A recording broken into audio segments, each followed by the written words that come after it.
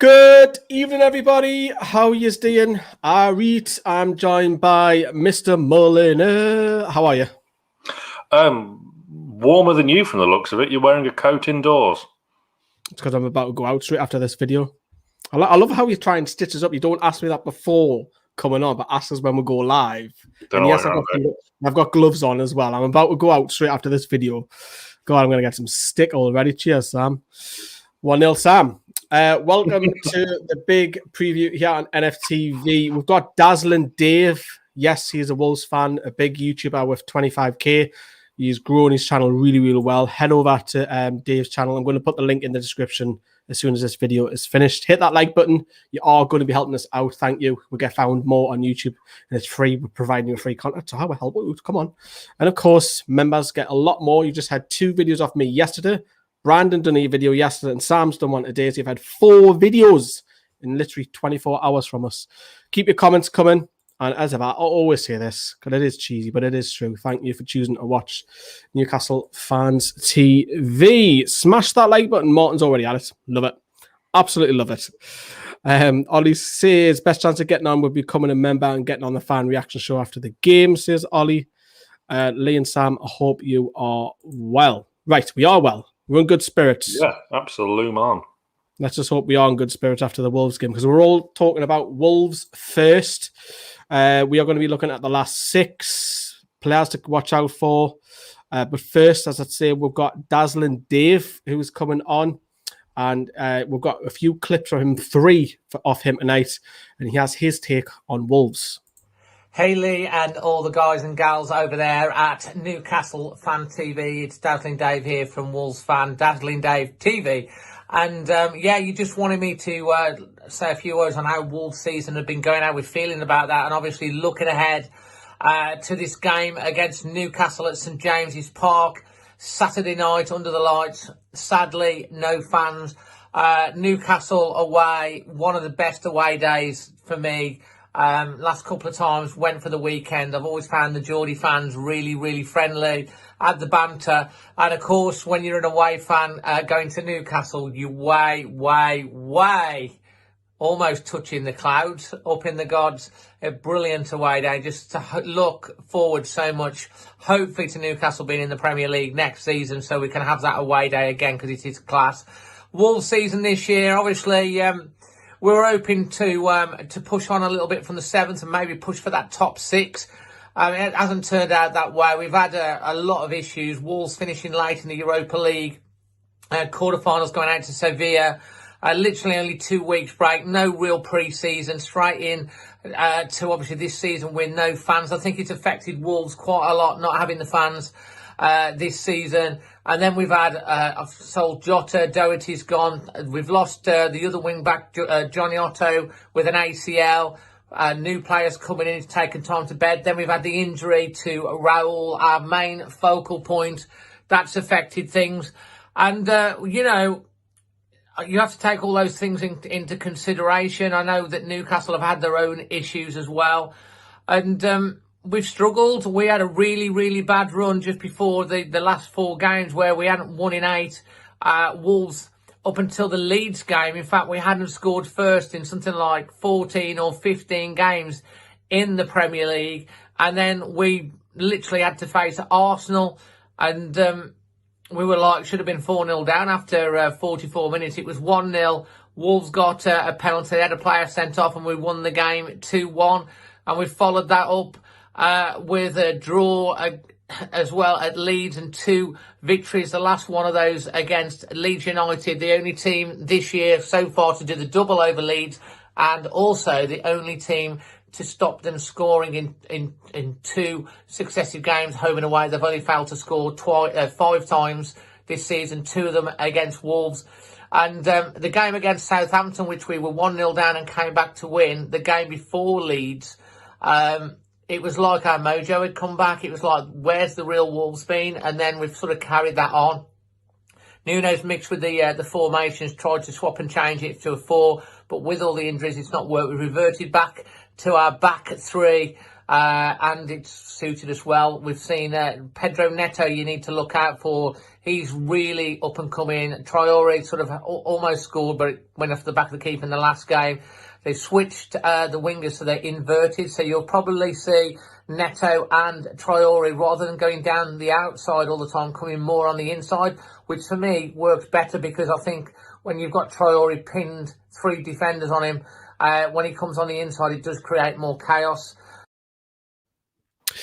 Does cause more chaos. 40-0 according to Charlie, which is Sam's little one for the members there. That's a little tongue-in-cheek comment. Spoiler alert.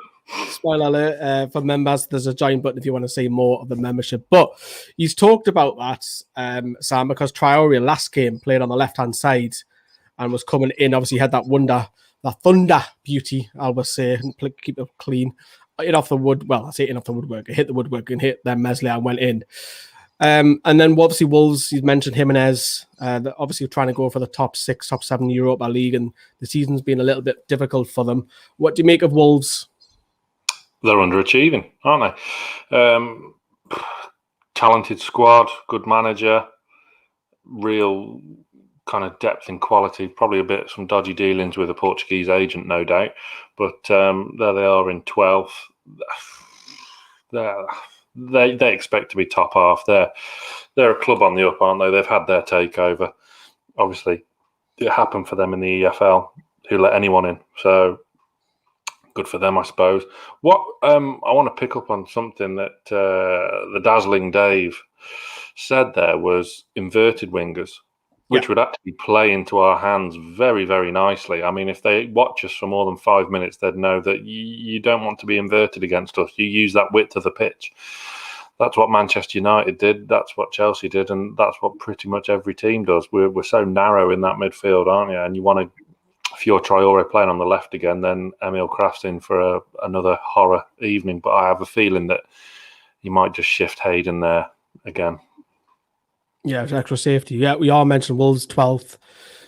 Only 3 points behind Villa, but Wolves have played an extra couple of games. I expect Wolves to finish around about mid-table, to be honest. I do agree with Sam that they are a little bit underachieving, but again, if you just flip that back and say, well, if you have had Wolves mid-table 3 years ago, they'll bite your hand off it. So it's one of them where, because they've done so well last season, can he go on and kick on? It's always difficult in the Premier League, and they found it tough. But further down that table, if I start to scroll down, not good reading for Newcastle. Fulham obviously starting to pick up results, which is worrying me. Obviously, we'll talk more about Newcastle in the second half, but since we've got the league table here, I said the other day that obviously the time was to sack Steve Bruce was quicker now, get it done. However, who is in that relegation scrap? Is it Southampton down? Is it Burnley down? I'd say it was Burnley down. Southampton are fine. I think that because I think Southampton just need 2 wins. And that's it. I don't think they'd need that. I think probably 34 would probably do you this season. So yeah, I think we need 3 more wins. Obviously, 3 wins and maybe a draw just to be extra safe. But yeah, I would say Burnley, Brighton, ourselves, and Fulham. West Brom and Sheffield United are already gone. But we're supporting West Brom this weekend, though, aren't we? Absolument, we are. But yeah, obviously, Fulham is a concern. They're not losing many games, but they're not winning many games either. Obviously, look at that 4 wins all season, but they've drawn 10. So they're difficult to beat for a team in the bottom 3 anyway. But, you know, fingers crossed, you know, Steve Bruce, it's about an accumulation of points through the whole of the season. And then you see what happens at the end, and then you realise you're a fucking woeful football manager. Or you could be a daffodil. Or you could be a spring. I love this time of year. The spring, the daffodils are out, snowdrops are out. It's just, I mean, Cheltenham Festival's 2.5 weeks away, so it's just the best time of year. Interesting. Fulham have lost less games than Leeds. Fewer, speak English. Yeah, fewer. Sorry, it's me accent, it's me dialect. If I start ganning like this, people from all over the world might not know what I'm on about. Now I'm on about, man. How are you, man? It's still a better accent than Dave's. Yeah, it's a Geordie accent. Of course, you got to love the Geordie accent. I mean, you do a cracking impression of John Sinclair, which we all know about. Love John Sinclair. You do. We're going to have to get 2 years on video at once, and then you can pretend to be him, and the other way around. Be brilliant, Yeah. man. Our loss ratio this season is worse since 1977. Bloody hell. That is really bad. Thomas has just said, Manscaped is fantastic. I used it today. It was absolutely fantastic. Thomas, where did he use it, though? Where? He's well and truly scaped his man. Very good, Sam. Very good, Sam. It's them Thatchers that have got Sam up for the night. It's my last one. It's my last one. I've only got one left in the fridge, and this was it. Terrible. I'm gonna have to get some more for tomorrow. Saved it to the best. The preview. If you don't like it, press the dislike and tell us why. Martin, love Martin, PR and for. That's the league table. Obviously, we're talking about Wolves for the time being. Let's move over to their squad. Just to briefly go back on that league table. Have you done the Chronicles relegation predictor yet? I haven't yet. No, I know you have. Adam has. I have, and I'm not the most optimistic of Newcastle fans, but I've still got us to stay up from doing that predictor. Weirdly, I had Burnley to go down. So make of that what you will. Out of all of them, I want Brighton to go down because then I'd win 500 nicker. Burnley have got the best defence at the bottom 12 teams. Well, they're one of them annoying teams, aren't they? They always fucking get out of it. They're like a turd that just won't flush. Better ask your missus about that one then. Right. Okay then. So Wolves, as you can see, heavily dominated by Portuguese players. Obviously, Sam's already touched upon the agent is heavily influenced by it, but they've got some class players. Who pops out? Obviously, Raul Jimenez. He's not going to play because he's injured. Who's been good this season for them? So Cody, solid at the back, got his England cap this season. Fantastic for him. Him and Lascelles were obviously on a par of, who is kind of going to get that England cap first. Lascelles' form has curtailed for one reason or another, and Cody's just kept on going. No, seeing as though that's the first time I've ever mentioned it, Liam. We'll have words later. I think another one of their big dangers. Well, not dangers, because I like Moutinho in the middle because he's like a class John Joe Shelby. Does that same kind of job, but he's way more consistent and his performances are just a level above. So he's obviously pulling all the strings and spreading the play really well and can cross from a corner. So we've got to watch the set piece deliveries because historically we're not the best at defending them. Dave said in the clip there about the winger. Neto. Yeah, I think there's one thing you've got to bear in mind with Wolves, and they do like a shot from outside the area. They're not afraid to get the shots off. So look at Neves.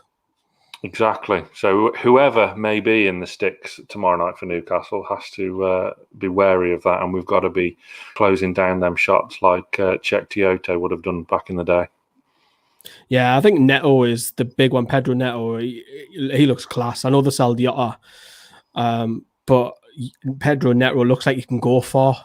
He's so trickery, direct, scores goals as well. Really young. I think is he just 21? 19, 21? 19, 20, 21? He's really young. He's not an old guard, put it that way. They're obviously struggling with Raul Jimenez, and they brought in William Jose, and of course, early on the season, Fabio Silva for a whopping 40 million. But none of them have really kicked on yet. I think Jose will probably start against who would you say? Yeah, I would say so. Fabio Silva's one for the future. He's got bundles of potential, apart from the £40 million forward on the other team.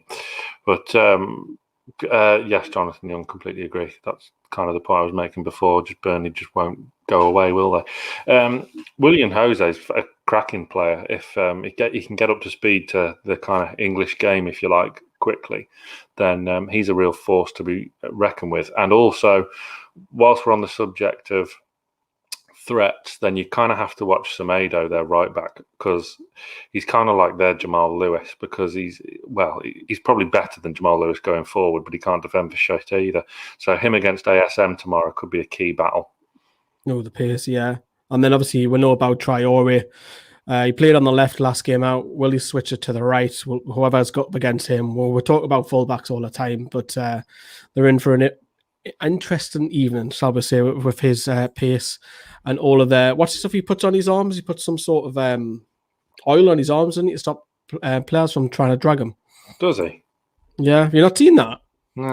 He wears baby oil on his arms. Oh, he needs to get a life then, doesn't he? Have a look tomorrow. You'll be waiting for Adama Traore now when you have a baby oil. Oh God, right. Wolves' this last 6, a little bit indifferent. We'll take it from 1, 2, 3, 4, 5. Crystal Palace down. So they've won 3, drawn 1, and lost 2. A couple of tough teams in there. They've beaten Arsenal. They're coming back. Obviously, Europa League win last night. They're starting to not show signs that they're the old Arsenal, but it's better than what they have been. Good draw, I feel, at Leicester, because they're a great team. Yeah. Southampton they got put out the FA Cup, got revenge, but then beating them away, and then they beat Wolves 1-0. And of course, you can see that Odd Sam's a very much of a betting man. Wolves are 5-4 on. Wow, to win that. Are you surprised by that? What's the draw there? Is that 11-8 or 11-5? 11-5 for a draw. That's not bad. Not bad, but get your bets on. Well, considering how many times has it been 1-1? The last 1, 2, 3, 4 or 5 times this fixture's 4 or been 5 1-1. times, yeah. One of them shouldn't have been a 1-1 when Dubravka got elbowed in the heat. Correct. But of course, Wolves played surely. We had their star striker on early on the season, and the struggle to beat. The struggle to beat them on that night. I say a wonder goal. The goalkeeper should have done a lot better, but surely a great counter themselves. So it's been a disappointing season for Wolves. Let's take a look at Newcastle's last 6. I mean, look at all them L's, man. Yay. Yeah, look at all that. We're talking about Newcastle now, everybody. So, we didn't expect to get out Chelsea, Man United. No. We didn't. But, a fantastic... I don't care what anybody says. That win against Southampton was fantastic. Yeah. It was. First half, second half, totally 2 different teams. What disappointed me was the Palace one. We shouldn't have lost that. That's the big disappointing one, especially because if you'd have... I mean, we were good enough for a point at least in that game, and that would have made it look a lot more respectable coming off the back of a fantastic win at Everton. That's the real big disappointing result for me, because then we wouldn't be so much in the brown stuff. But this is it. I mean, you look at them last 2 games, like you quite rightly say, we weren't expecting anything, and we got what we deserved from them. But look at them next 2. Yeah, I want to come on the fixtures now. We'll stop the share screen facility because I do have a graphic for those as well. Keep your comments in because we will be reading them out. But Newcastle's fixtures coming up. There you go, Sam. Yeah. We've said it for about a week now. I said it the other night when I ranted that these 4 games are going to define the season, because after that you've got the international break, and then we've got a tough run of games starting with, I don't care what you think, Spurs could easily wallop us with their front 2 or 3, and then Callum Wilson comes back for that. But what is your hope for points wise? I know you're going to say 12. What is your realistic, really? I mean, I'd like 7. I want 9, me. I think 7 is the minimum, but 9 is probably... Because I think if we win all 4, we're staying up. I think we'll win 3. If you get 9, we're staying up. I think so as well. I think if you Bearing win... in mind, we've got Sheffield United at home to play. We've got to go to Burnley as well. And Spurs at home historically is a reasonably kind fixture to us as well. So I don't think 7 would be a disaster by any means, to be honest. But I think what's more important is we get them wins against West Brom and Brighton more than the other 2. West Brom's the most important, in my opinion. But yeah, we've got a terrible record at Brighton. Yeah, it's shocking, isn't it? We haven't won in the Premier League. I think the last time we won was that bizarre Diarmi. I said on goal. It's not an own goal. Diarmi flicking. One of the best goals probably in the history of football. And that Perez goal, I remember getting kicked out of the work building that night because I just ran around doing the celebration, screaming at the top of my voice. Now and you just forget where you are. The very rare occasion that I am at work when the Newcastle are playing. But yeah, we'll look at that and think 7 to 9 points is probably ideally you want 12, but because then because Fulham play Palace, don't they, this weekend? Let me put Fulham's. There you go. So there's Fulham's. So Fulham have got Palace, but then the next 3 are really tough. I'm not expecting them to get anything from Liverpool and Man City. So there's 2 games we could claw. I'd back them to beat Spurs at home. Do you? I'd be tempted to, depending on what their price was, I'd be tempted to have a few quid on them. Again, as well, Palace they'd be looking at that. Palace is a winnable game for them. You never really know what you're going to get with Crystal Palace these days. I think a Palace win, that's them safe mathematically, isn't it? Well, yeah, mathematically. Yeah, I think they'll be fine anyway, Palace. But yeah, I mean, I'll be very much cheering on Palace on Sunday. But as you say, that their bottom 2 games there, you would hope that's 0 points for them. But I mean, look at that as well for Brighton. We're all West Brom fans, aren't we? They're not going to get anything out of Leicester, you would hope. Southampton, Brighton. Southampton are on a bit of a poor run of form. They're dropping like a stone after a fantastic start. Just remember, they went top of the league after they dismantled us at I nearly said the Dell then, showing me age, at St Mary's. And then obviously they faced... I remember the Dell, horrible. Yeah. Yeah, and then we faced them end of March as well. So Burnley is... Look at that. Burnley have probably got They're tough. Fixtures. Burnley got some tough fixtures as well. So that's why I keep saying the next 4 games are absolutely massive for us, because other teams are playing against other teams at the bottom, and some of them have huge tough fixtures with top teams.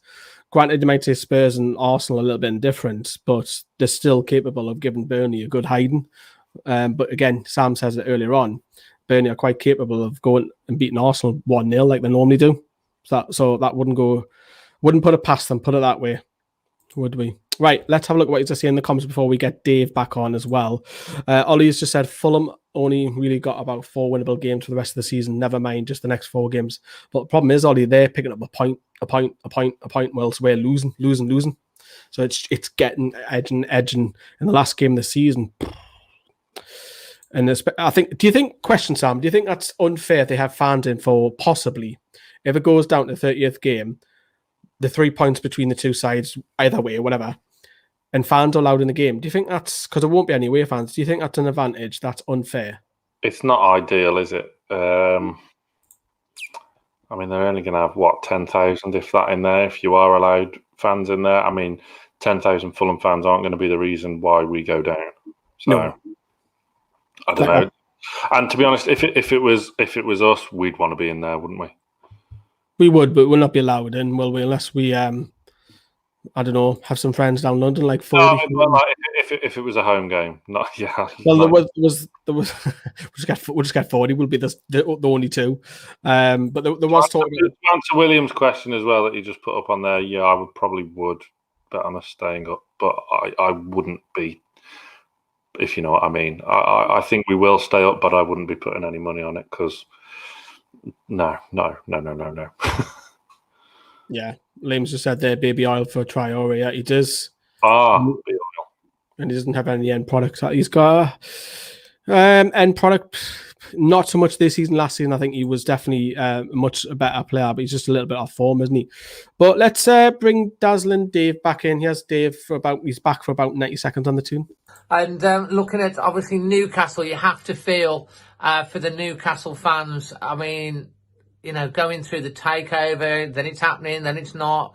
Mike Ashley and all that sort of jazz. You've got, obviously, Steve Bruce, who earlier in the season and last season did really well and obviously looked really good this season, but you've been on such a bad run, and there's always, isn't there, one team that seems to fall from the middle of the pack towards the end of the season, potentially getting relegated, and it looks to me this year that's Newcastle at the moment. And like you say, the next few games coming up for Newcastle are absolutely key. Fulham, they've been playing well for a while. They've started to grind out the results, and knowing that the last match of the season is going to be Fulham versus Newcastle at the last game of the season, oh my God, and Fulham could have fans in the stadium as well. Newcastle really doesn't want to be within 3 points of Fulham on that game because they have got better goal difference at the moment. So I do hope that you guys pull it round and you stay up, because you're an absolutely massive club with massive support. Suffered for very, very long. You, like Wolves, have been up and down, gone down to the Championship. I mean, we went down to League One pardon me, and bounce back. But, you know, hopefully you'll come through it. But I can't say that I hope you win, obviously, on Saturday night. Yeah, so Dave, he sounds more knowledgeable than what some other Newcastle fans are about our side. So he's hoping that obviously his team goes out and wins, and he's talked about the takeovers and what have you there. I wanted to bring up obviously Bruce's again some strange remarks, Sam, in his press conference again. What did you make of the daffodil incident in these press conference? The daffodil. Yeah. Well, referring to daffodils and like, wait until the end of the season and what have you. I saw on Twitter as well that he used it before a couple of years ago, which is odd. I mean, the other one as well was when Oscar Paul from The Sun asked him a question about that one. Yes, there's my tweet from earlier today about the picture of him smiling with Solskjaer at the end of the Man United. I'm playing it in a second, don't worry. Yeah, very, very odd. Yeah, I mean, that's a proper "you okay, hun," isn't it? A proper "you okay, hun" after his response there. Very, very pissy. There's a lot of bite coming out now. I mean, it's starting. I mean, Steve Bruce was very, very boring. I would never tune in, but now he's biting. I'm thinking, ooh, when's his next one? Is he going to bite again? It's like when McLaren towards the end of his tenure, he would bite, wouldn't he? And you had Craig Hope like shouting at him from down the corridor, and this, that, and the other. It's kind of a 2020 socially, I know 2021 socially distant Zoom version of that now, isn't it? But it's very, very peculiar. It is very peculiar. Right, I think we should play this. Let's give this a go. Mr. Steve Bruce biting today. A lot of fans were not happy to see laughing with Ole Gunnar Solskjaer on TV.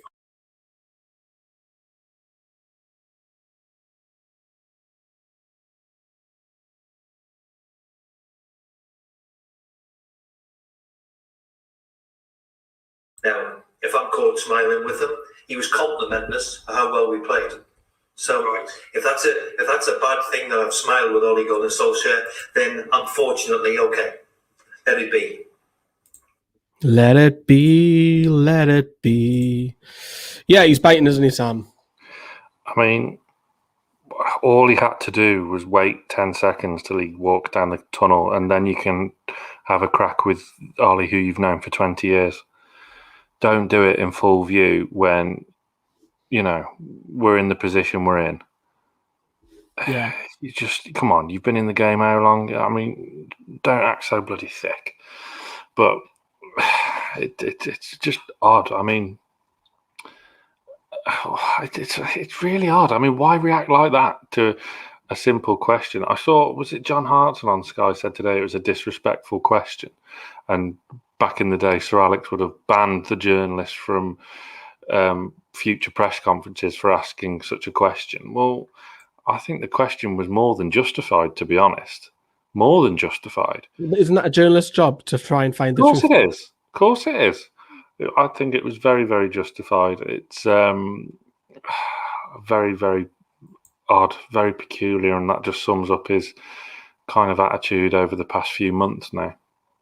We're not going to play the Shelby one in case it does hit with copyright. We could play the other one because it's a press conference one. But if you haven't seen this, pop over to our NFTV Extra. Whilst we're still waiting for the main one to get resolved, but we still post a lot of stuff out on there thanks to Mr. Mulliner.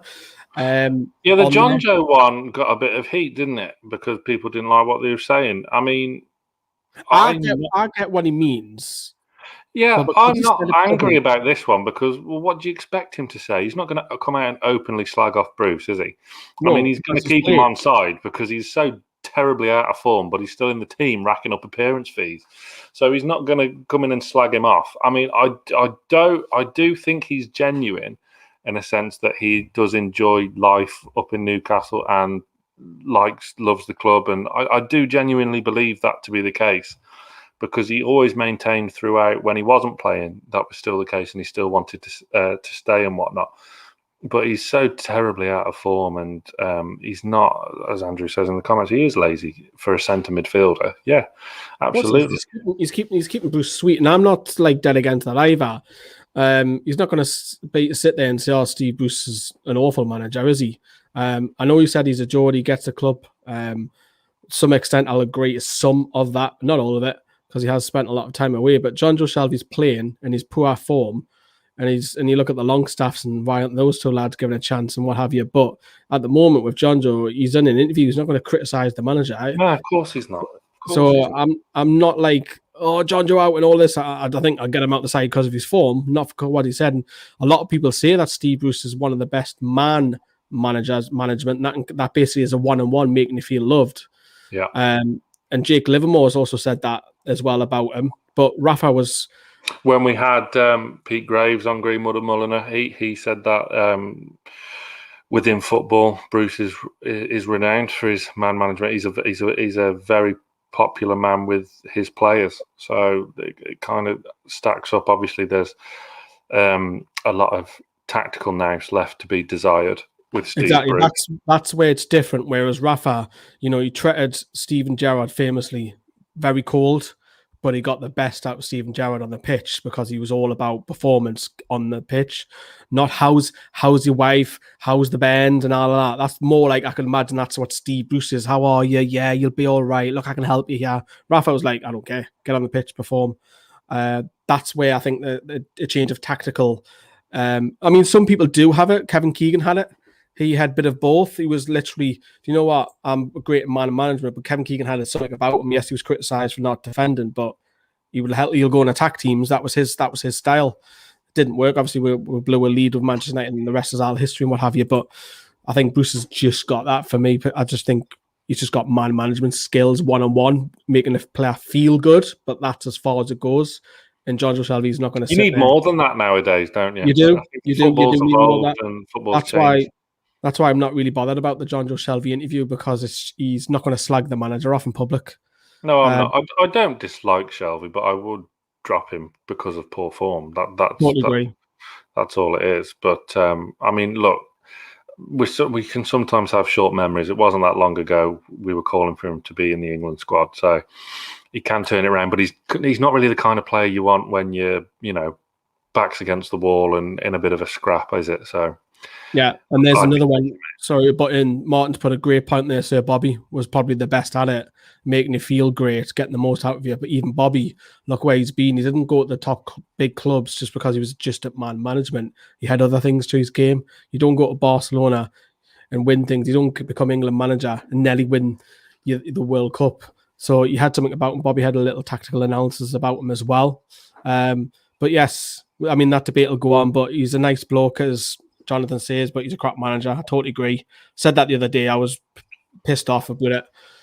Time to get rid of him, because if we get beat off Wolves, and we'll come to predictions very, very shortly, it's we're kind of dread doing all the videos and all that, and it's going to be nothing worse than doing post-match videos after an 8 o'clock kickoff, after a loss or a poor performance, or because you're just up doing videos till 12:30, nearly 1 o'clock, and it's just so draining. When you win, it's absolutely, time flies by and you could stay up all night doing them, but there's nothing worse. And seeing as though 4 of our next 5 or 3 of our next 4 games are all 8 p.m. kickoffs. I seen the West Brom one at dinner time. I was like, oh yes, that's next weekend, isn't it? It was 12:30 kickoff. I was like, kidding. We could be done by tea time. Put our feet up, have a cigar. Keep your comments in. We want your score predictions now, because we're going to move on to the final bit. But just I want to show a little bit of a glimpse, a little sneak preview of where's your graphic? Have you deleted it? What graphic? For the members that you had on today. Or have I deleted it? I must have deleted it. I was going to show your predicted 11. Damn. But you had Isaac Hayden. Little exclusive, dead quickly. You had Isaac Hayden at right back. Yeah, I did.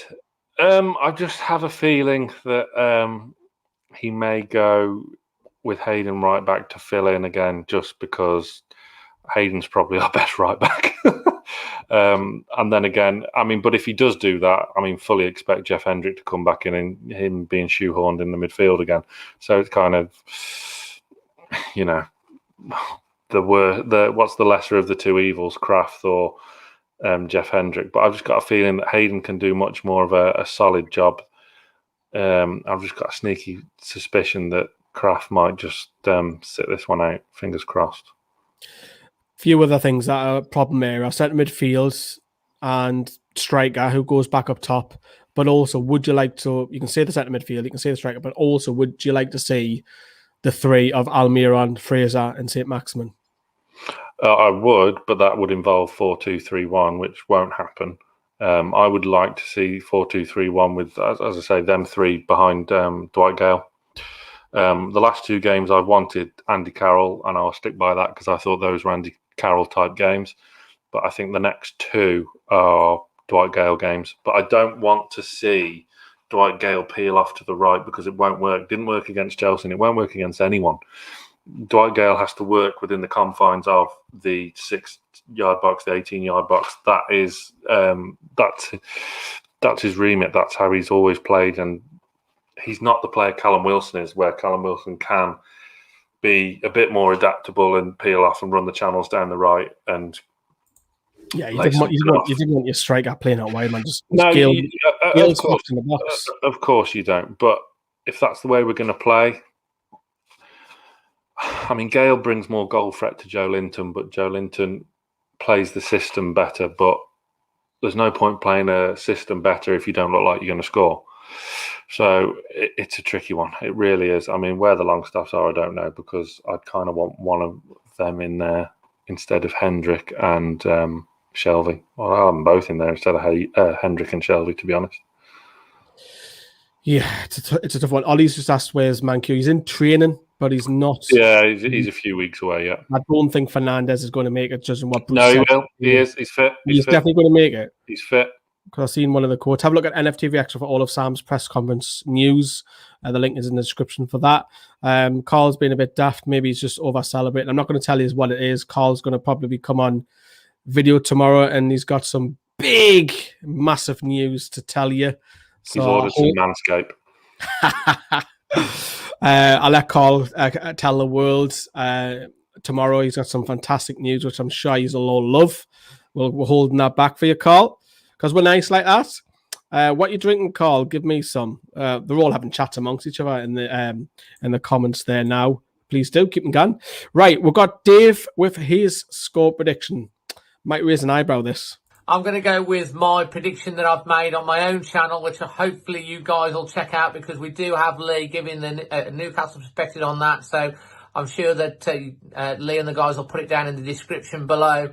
And I'm going to go, sadly, guys, with 3-0 to Wolves. I've got the score right the last two games as well. I don't normally go with this bigger scoreline, but I feel that Wolves, sooner or later, are going to score a few goals against someone. And my gut feeling is it's going to be Saturday night. I might be completely wrong with egg on my face. But I'm going for 3-0 to Wolves. But hopefully you guys will smash the baggies not long after that, and you'll start getting some points. Just get the momentum turned. Wolves, we were on a really, really bad run. It was getting a bit toxic. We were worried about the relegation. We had some luck, and the fortune telling. I think you guys just need a little bit of fortune. 3-0. When Dave said that, I was like, ooh, 3-0. He's that confident?